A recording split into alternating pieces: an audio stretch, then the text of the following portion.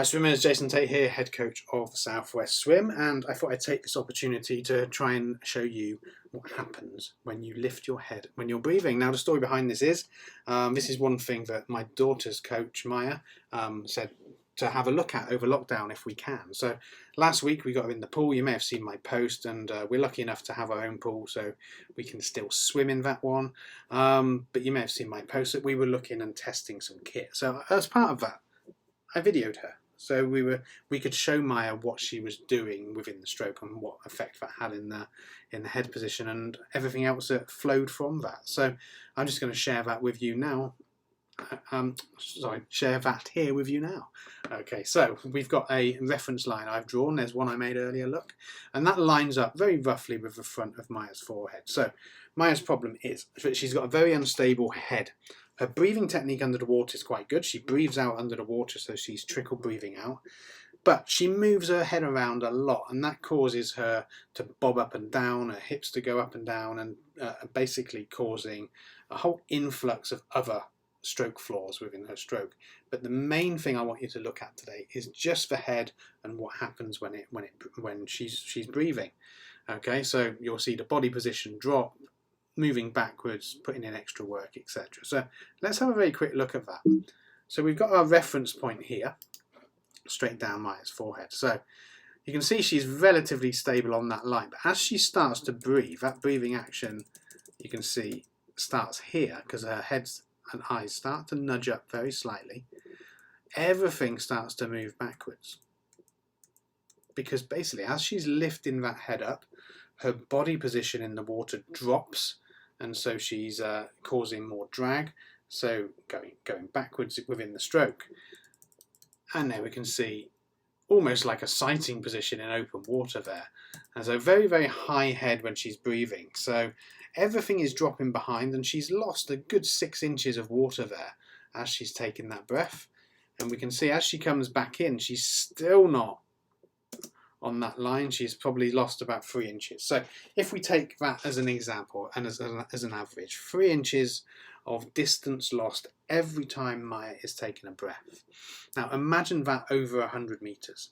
That's quite a lot of time being lost just by having an unstable head position and a poor body position resulting from that. So it's one thing we want to work on, and it's very important for even long distance swimmers as well to work on, because you want to be as effective and as efficient as possible. Okay, so if you're thinking you're swimming 10k and every time you're losing those 3 seconds, not only are you losing the time, but you're putting in extra effort because your body position is going to sink, your back is going to arch. And that is even true if you're wearing a wetsuit. We've corrected so many people's wetsuited swimmers' body positions and got them a lot more efficient through the water. So Maya's got a lot of other flaws in her stroke, but this is the first thing we would be looking at, basically because of that time loss here. And then we can see her going back into a stable position. So from above the water, what does that look like? Let's have a look. You can see there. Let's go back a little bit further. Don't want to ruin the element of surprise. So we're on a fairly slow turnaround here, slow-mo. She's lifting her head up to breathe, coming right out of the water. So we'll capture this on the stroke, which should be now, hopefully, if she's breathing every 3. There we go.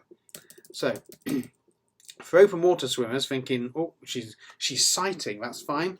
Okay, it's still a poor sighting position. The head is way too high even for sighting, so we can't use that excuse. We want to be nice and stable. So she could almost be stood up in the pool there. So her body position under the water is going to be sunken down quite a lot, creating extra drag, and that back is going to be arching. So we want to avoid lower back arch as well, because not only is it going to cause drag, it could be a potential injury risk for your lower back.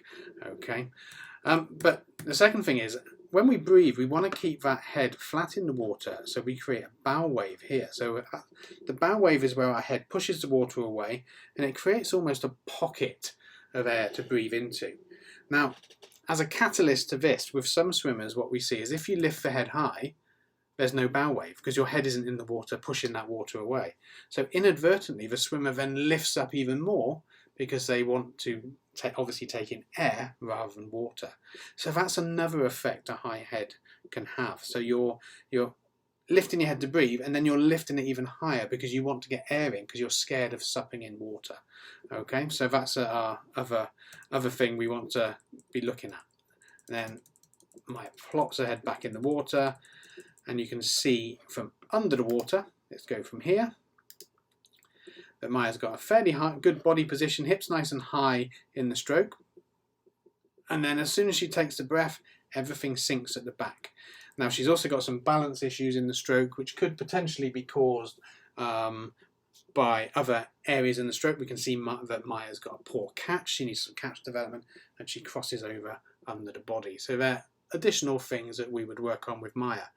But the first thing we would work on in a junior swimmer or an adult swimmer, with this example in mind, is the body position, because we want to get a good stable body position, a good head position, so that you can swim more efficiently and further with your current stroke. And that would be a good, basically a foundation for then us to build on catch development, alignment, all the other things that are very important to propulsion within your swimming. So that's one thing to bear in mind. Work on your body position and head position first, and then that gives you a nice foundation to move on to other things.